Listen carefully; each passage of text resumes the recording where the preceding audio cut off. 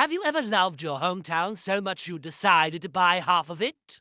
It sounds like a joke, but for one of the greatest comedians of our time, it's becoming a reality. We're talking about Dave Chappelle, the man who walked away from $50 million only to return to a tiny town in Ohio and start building something extraordinary. But this isn't just about buying up property. This is a story about community, controversy, and one man's audacious vision to build a modern-day utopia in his own image for 500,000 people. Is Chappelle creating a haven for artists and freethinkers, or is this the beginning of a comedy kingdom ruled by one man? Stick around, because the story of Chappelle's town is more complex and fascinating than any stand-up special. So, where does our story begin? Not in Hollywood, but in Yellow Springs, Ohio. For years, Chappelle's relationship with Yellow Springs was a beautiful symbiosis.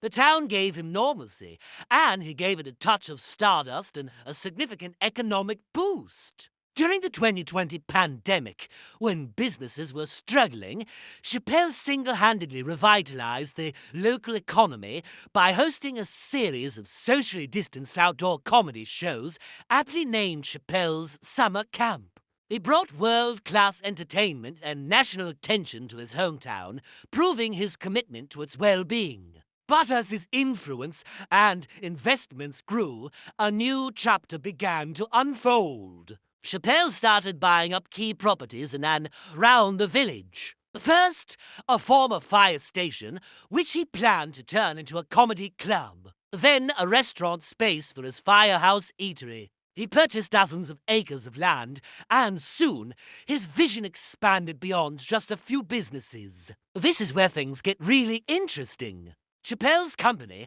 Iron Table Holdings, began acquiring more and more land, with plans that seemed to go far beyond a simple comedy club. The whispers started. What was he building? Then the plans became clearer. In partnership with developers, the vision was for a massive new housing development. But this wasn't just any subdivision. Early proposals talked about a mix of single-family homes, duplexes, and townhouses, with a significant portion dedicated to affordable housing. The goal, to address the housing shortage in the area and create a vibrant, mixed-income community. It sounded idyllic, a progressive solution championed by the town's most famous resident. The project was initially met with enthusiasm. After all, who wouldn't want to live in a town designed with the input of a creative genius? But then came the first major conflict. The proposed development included a large affordable housing component, something the village desperately needed. However, when the final plans came before village council for a vote, Chappelle himself showed up.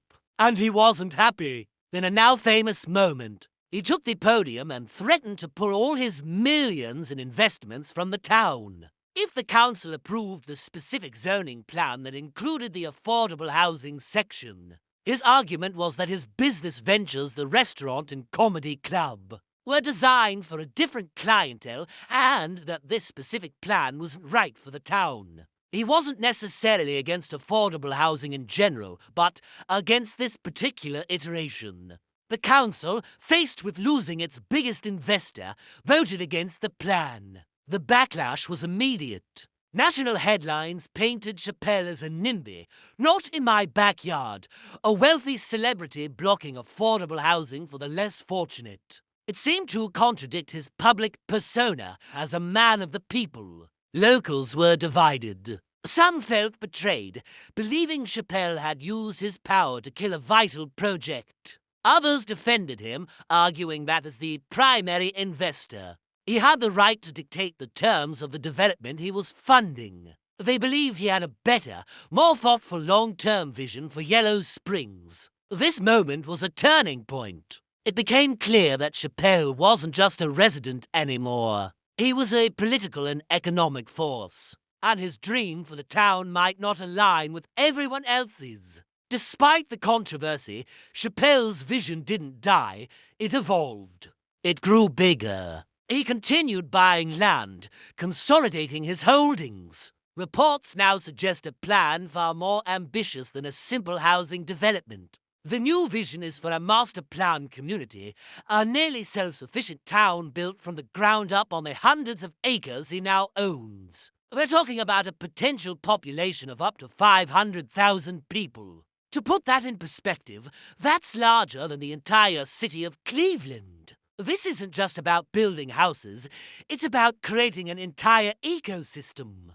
The plans reportedly include not only residential areas, but also commercial districts, entertainment venues, parks, and possibly even schools and public services. It's a city built in the image of its founder. So, what would a city by Dave Chappelle actually look like? Based on his philosophies, we can speculate. It would almost certainly be a hub for arts and culture. Imagine a place with multiple performance venues, from intimate comedy clubs to large amphitheaters, attracting the best talent from around the world. It would likely prioritize community and public gathering spaces, echoing the spirit of his juke joints and summer camp shows. A place where people from all walks of life can interact. Freedom of expression would be a core tenet. In a world of so-called cancel culture, which Chappelle often critiques in his comedy, his city would likely be designed as a sanctuary for open dialogue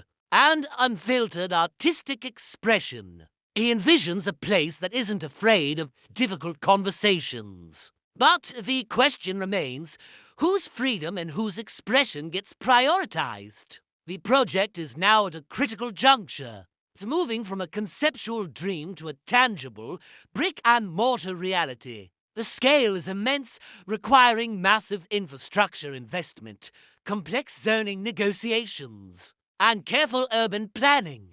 Chappelle is assembling a team of architects, engineers, and developers to bring this to life. But the challenges are enormous. Can a small Ohio village handle this level of explosive growth? How will it impact the environment, local resources, and the quiet, quirky culture that drew Chappelle there in the first place? And the biggest question of all, can one man's vision, no matter how brilliant, truly create a utopia for 500,000 people?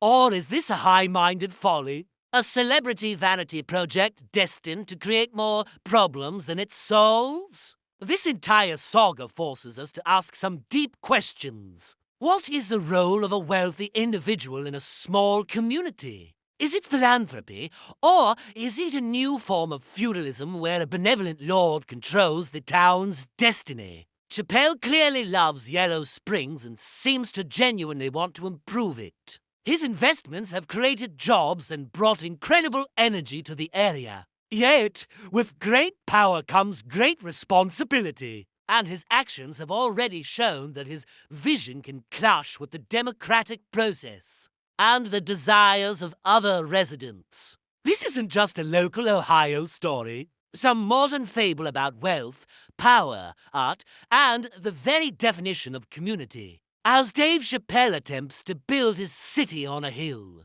the world is watching to see if it becomes a shining example of a new way to live, or a cautionary tale about the limits of a singular vision. What do you think? Is Dave Chappelle a visionary community builder, or a celebrity tycoon imposing his will? Is this the future of how our towns and cities are developed? Let us know your thoughts in the comments below. This story is still unfolding, and it's one we'll be following closely. Thanks for watching, and if you found this story as fascinating as we do, make sure to like this video and subscribe for more deep dives into the stories shaping our world. See you next time.